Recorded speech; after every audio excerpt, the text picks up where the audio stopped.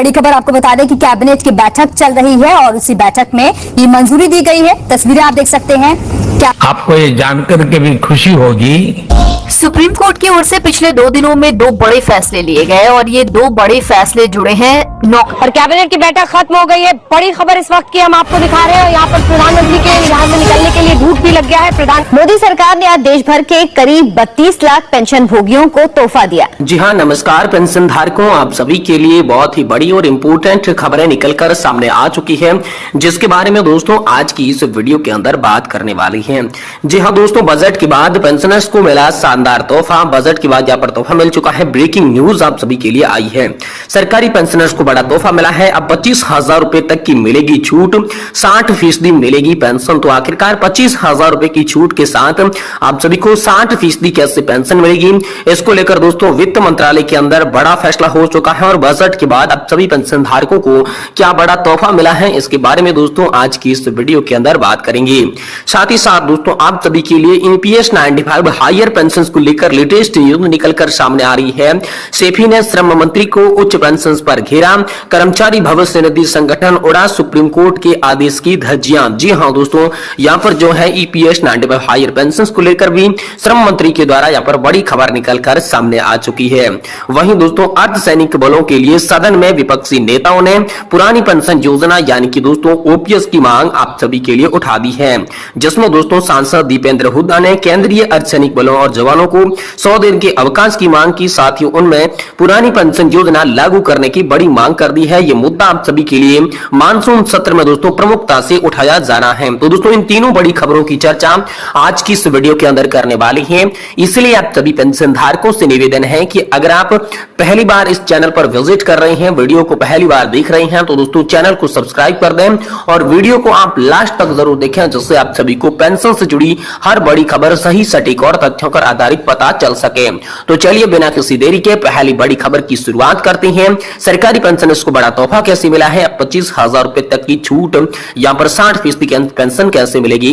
तो दोस्तों केंद्रीय वित्त मंत्री निर्मला सीतारमण ने एक तरफ जहां टैक्स देने वाले नागरिकों को बड़ी राहत दी है, वहीं दूसरी तरफ सरकारी पेंशनर्स को भी बड़ी सौगात दे दी है। बहुत सारे कर्मचारी और पेंशन भोगियों को इन बातों की जानकारी नहीं होती, जिससे काफी नुकसान हो जाता है। तो चलिए हम जानते हैं। देखिए, कर्मचारी और पेंशन भोगियों के साथ आम टैक्स पेयर के लिए स्टैंडर्ड डिस्कशन की लिमिट को बढ़ा दिया गया है। इसका फायदा उनको मिलेगा जो नए टैक्स रिजीम का विकल्प चुनते हैं। नई टैक्स रिजीम में स्टैंडर्ड डिस्कशन की लिमिट 50,000 रुपए से सालाना बढ़कर 73,000 रुपए कर दी जा चुकी है। साथ ही यहाँ पर जो है सभी पेंशन धारकों के लिए अंतिम दशक की 60% पेंशन देने की डिस्कशन भी दोस्तों वित्त मंत्री निर्मला सीतारमण ने कर दिया है। बजट 2024 में वित्त मंत्री ने एक बड़ा ऐलान किया, जिसके बारे में कोई भी बात यहाँ पर नहीं कर रहा। तो चलिए हम आपको बताते हैं। दरअसल ऐलान सरकारी पेंशनर्स के लिए किया गया है। वित्त मंत्री निर्मला सीतारमण ने बजट पेश करते हुए फैमिली पेंशन पर टैक्स छूट की लिमिट को बढ़ा दिया है। तब 15,000 रुपए सालाना से बढ़ाकर 25,000 रुपए कर दिया है। इसका मतलब यह है कि फैमिली पेंशन का लाभ लेने वाले पेंशनर सालाना 25,000 रुपए तक टैक्स छूट का लाभ उठा सकती हैं। पहले 15,000 रुपए तक की सालाना टैक्स छूट मिलती थी, जिनको बढ़ा दिया गया है। इसका फायदा 2024-25 के वित्तीय वर्ष में दिया जाएगा। ये लाभ पेंशनर्स के लिए बहुत ही बड़ी राहत प्रदान करने वाला है। वहीं दोस्तों अगली बड़ी खबर की बात करें तो ईपीएस 95 हायर पेंशन को लेकर लेटेस्ट न्यूज निकल कर आ रही है। सेफी ने श्रम मंत्री को उच्च पेंशन पर घेरा। ईपीएफओ उड़ा दिया सुप्रीम कोर्ट के आदेश की धज्जियां। जी हां दोस्तों, आप सभी के लिए बड़ी खबर है। ईपीएस 95 हायर पेंशन को लेकर सेल और ईपीएफओ में तलवार खींची हुई है। कर्मचारियों और अधिकारियों को उच्च पेंशन से वंचित किया गया। पीएफ ट्रस्ट का मामला तूल पकड़ने लग गया है। इस बीच दोस्तों यहाँ पर जो है आप सभी के लिए सेल के चेयरमैन और बीएसपी ऑफिसर्स एसोसिएशन के अध्यक्ष नरेंद्र कुमार बछोर ने श्रम और रोजगार मंत्री मामले व खेल मंत्री मनसुख मांडविया का दरवाजा खटखटा दिया है। केंद्रीय मंत्री के मामले में हस्तक्षेप कर न्याय की मांग की गई है, क्योंकि मामला मंत्रालय से ही हल हो सकता है। दोस्तों सर्वोच्च न्यायालय ने 4 नवंबर 2022 के हायर पेंशन आदेश के तहत 2014 के बाद सेवानिवृत्त और सेवारत कर्मचारियों के लिए ईपीएस 95 के तहत हायर पेंशन के लिए ज्वाइंट ऑप्शन फॉर्म जमा करवाया गया था। इसके बाद कर्मचारियों की तरफ से ईपीएफओ को पेंशन का डिफरेंस अमाउंट भी जमा करवा दिया गया। इसके बाद ईपीएफओ ने पीएफ ट्रस्ट का जिक्र करते हुए पैसा वापस कर दिया। इसलिए सेफी ने सुप्रीम कोर्ट के आदेश का क्रियान्वयन के संबंध में शीघ्र अनुपालन करने का अनुरोध किया। दोस्तों यहां पर आप सभी के लिए सेल के कर्मचारियों की ओर से भेजे गए पत्र में एनके बसोर ने आश्वस्त करते हुए कहा कि श्रम मंत्रालय के तहत बड़े दिनों से लंबित हायर पेंशन जैसे संवेदनशील मुद्दों का शीघ्र निराकरण किया जाएगा। वहीं दोस्तों सुप्रीम कोर्ट के आदेश पर ईपीएस 95 उच्च पेंशन का लाभ नहीं मिल रहा है। जी दोस्तों, सर्वोच्च न्यायालय के 4 नवंबर 2022 को हायर पेंशन की क्रियान्वयन में हो रही भारी विलंब के संदर्भ में मंत्री का ध्यान आकृष्ट यहां पर किया गया। इस संदर्भ में विदित है कि सर्वोच्च न्यायालय का द्वारा हायर पेंशन हेतु ईपीएफओ को 4 नवंबर 2022 को दिए गए निर्णय हायर पेंशन हेतु आदेशित किया गया, परंतु विडंबना यह है कि इस आदेश को आज तक कर्मचारी भविष्य निधि संगठन ने अपने सभी क्षेत्रीय कार्यालयों में क्रियान्वयन नहीं कर पाया है। इसके फलस्वरूप अधिकांश संगठनों से सेवानिवृत्त कर्मचारी को पेंशन योजना के तहत लाभ प्राप्त नहीं हो रहा है। 2014 के बाद सेवानिवृत्त और ईपीएस के तहत हायर पेंशन का लाभ दोस्तों उन्हें नहीं मिल रहा है।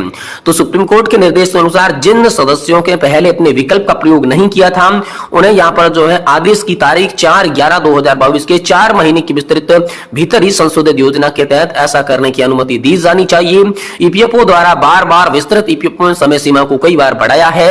हाल ही में 31 मई 2024 तक बढ़ाया गया था ये विस्तार। हालांकि कुछ के लिए यहाँ पर अधिक समय प्रदान करते हैं। सेवानिवृत्त और सेवारत कर्मचारियों के बीच महत्वपूर्ण परेशानी पैदा कर रहे हैं जिन्हें पहले ही अपने संयुक्त विकल्प जमा कर दिए हैं। तो दोस्तों ईपीएफओ की पेंशन की गणना और सुप्रीम कोर्ट के आदेश का उल्लंघन कैसे हुआ है? तो दोस्तों असंगत क्रियान्वयन ईपीएफओ के क्षेत्रीय कार्यालयों में 14 फरवरी 2024 को एक फॉर्मूला जारी किया गया था जिसमें आनुपातिक आधार पर पेंशन गणना एक विधि का विवरण दिया गया था जो कि सुप्रीम कोर्ट के आदेश और ईपीएफओ के स्वयं के परिपत्रों के विपरीत था, जिससे शीघ्र ही अदालतों में यहाँ पर निर्देशों का उल्लंघन होता है।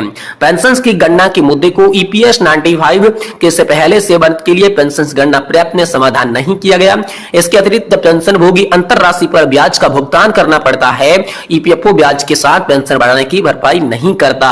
वहीं दोस्तों तत्काल इसका अनुपालन करें। एनके बेंचोर ने कहा कि हम ईपीएफओ से सुप्रीम कोर्ट के आदेश पर पूरी तरीके से पालन करने और 13 दिसंबर 2023 को जारी एफक्यू और साथ ही 1/6/2023 के परिपत्र के अनुसार पेंशन वृद्धि को बिना किसी देरी से लागू करने का आग्रह करते हैं। 31 मई 2024 की नवीनतम विस्तृत सीमा की प्रतीक्षा किए बिना ही सेवारत और सेवानिवृत्त कर्मचारियों द्वारा पहले ही जमा किए गए संयुक्त विकल्प के आवेदनों को निपटारण करने में तेजी लाने की मांग करते हैं।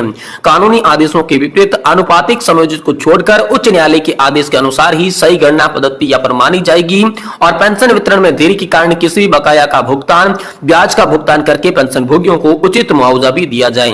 वर्तमान में चल रही देरी और असंगत निर्देशों के सेवानिवृत्त लोगों और कर्मचारियों के बीच अनावश्यक चिंता और वित्तीय संकट पैदा कर दिया है। हम ये सुनिश्चित करने के लिए तत्काल हस्तक्षेप करने का अनुरोध करते हैं कि सुप्रीम कोर्ट के आदेश का सम्मान किया जाए जिससे सेवारत और कार्यरत कर्मचारियों का विश्वास और वित्तीय स्थिरता बहाल हो सके। उम्मीद है कि मंत्री के हस्तक्षेप से कर्मचारी भविष्य निधि संगठन द्वारा इन मुद्दों को शीघ्र हल करने में सफल होगा। ये विश्वास है कि कुशल मार्गदर्शन से कर्मचारियों को और ईपीएस 95 के तहत हायर पेंशन प्राप्त हो सकेगा। ये दोस्तों बड़ी रिपोर्ट हाल फिलहाल में आप सभी के लिए सामने आई है। वहीं दोस्तों पुरानी पेंशन योजना की बहाली को लेकर बड़ी खबर सामने आ रही है। अर्धसैनिक बलों के लिए सदन में गूंजा पुरानी पेंशन योजना का मुद्दा। विपक्षी नेताओं ने ओपीएस देने की आप सभी के लिए बड़ी मांग की है। सांसदों ने केंद्रीय अर्धसैनिक बलों के लिए पुरानी पेंशन से बहाल की मांग जो है वो संसद में उठा दी है। दिल्ली उच्च न्यायालय ने कहा कि भारत संघ के सशस्त्र बल माना जाएगा, लेकिन सरकार ने इस फैसले को लागू नहीं किया। तो हाल ही के दिनों में केंद्रीय अर्धसैनिक बलों ने पुरानी पेंशन योजना की बहाली को लेकर संसद में जोर पकड़ लिया है। यह मुद्दा मानसून सत्र में प्रमुखता से उठाया गया, जिसे समाजवादी पार्टी के लोकसभा सांसद धर्मेंद्र यादव और रोहतक के सांसद दीपेंद्र हुड्डा ने प्रमुखता से निभाया। सपा सांसद धर्मेंद्र ने सदन पर जोर देकर कहा कि अर्धसैनिक बलों को जवान बॉर्डर पर शहादत दे रहे हैं, इसलिए उन्हें पुरानी पेंशन मिलनी चाहिए। भाजपा पर निशाना साधते हुए उन्होंने कहा कि जब भाजपा विपक्ष में थी तब वह ओपीएस की बात करती थी, लेकिन अब सरकार में रहते हुए उस पर